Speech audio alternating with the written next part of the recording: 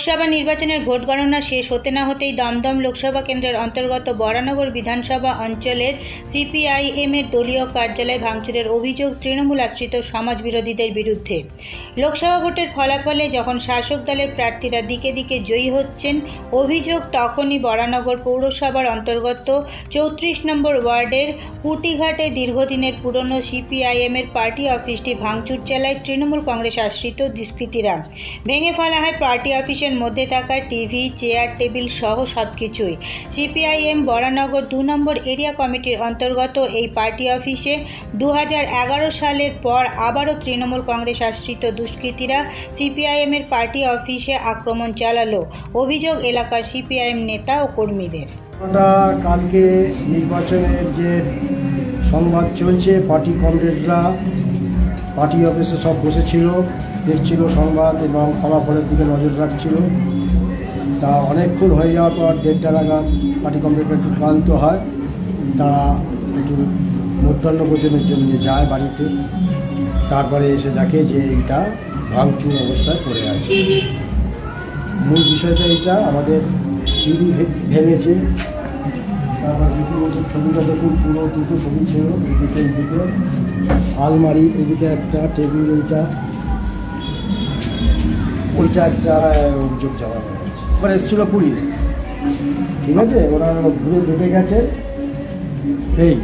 এখানকার মানুষ আতঙ্কিত, মানুষ ভালো চোখে নিচ্ছে না বিষয়টা। তাদের একটা সাইকোলজিক্যালি তারা একটা হ্যামার হয়েছে। তারা বলছে আমাদের কাছে অনেকে এসে যে এরকম তো আমরা চাইনি, এটা কেন হলো।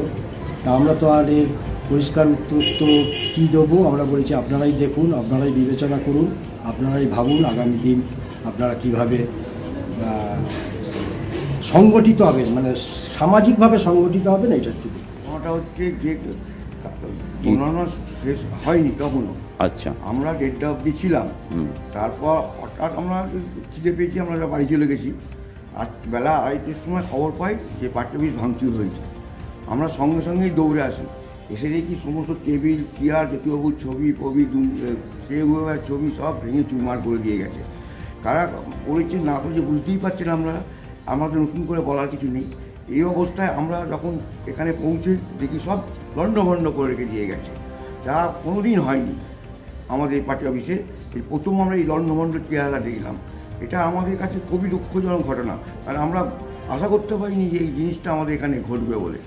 যারা ঘটিয়েছে তারা নিজেরাও বুঝতে পারবে যে কী কারণে এই ঘটনাটা ঘটালো বা কী জন্যে করলো, তাদেরও একটা চিন্তাভাবনার প্রয়োজনীয়তা আছে বলে আমি মনে করি। কারণ আমরা সাথে সেরকম যারা করেছে তাদের সাথে কোনোরকমভাবে কোনো এ নেই। হঠাৎ করে এই ঘটনাটা আমরা বুঝতে পারলাম না কেন ঘটালো। যে শাসক দলই করেছে, তারা ছাড়া কেউ নেই, এখানে আর কেউ নেই। শাসক দল ছাড়া এখানে আর কেউ নেই। একটা আক্রোশ আগাগোড়াই বামপন্থীদের ওপর রয়ে গেছে। 34 বছর পরে ওরা দেখেছেন আগাগোড়াই বামপন্থীদের উপর একটা আক্রোশ। বামপন্থীদের কীভাবে সর্বনাশ করবো, বামপন্থীদের কীভাবে আক্রমণ করবো, এটা আমরা আগাগোড়াই দেখে আসি। এবং আমরা এখনও পর্যন্ত ভয় ভীতসে করছি যে হট করে আমাদের উপর না কোনো আঘাত আছে, এটা আমরা ভাবছি এখনও। কারণ যেভাবে পার্টি অফিস ভাঙচুর করেছে, হয়তো বিজয় উৎসব হওয়ার পর আক্রমণ আসতে পারে বা কোনো সময় আমাদের কারোর উপর আক্রমণ আসতে পারে, এই নিয়ে আমরা চিন্তিত আছি। যদিও সিপিআইএমের তোলা এই অভিযোগ অস্বীকার করেছেন স্থানীয় কাউন্সিলর নিবেদিতা বসাক।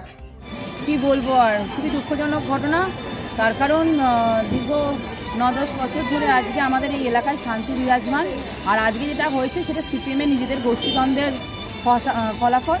তার কারণ ওরা নিজেরাই, কিছু লোক আছে ওদের মধ্যেই, ওদের দুটো গোষ্ঠী এখন হয়ে গেছে। কিছু দল বোধহয় চেয়েছিল তন্ময়দা ভালো ভোট পাক, আবার কিছু দল চেয়েছিল ভূমিপুত্র যাতে না ভোট পেতে পারে।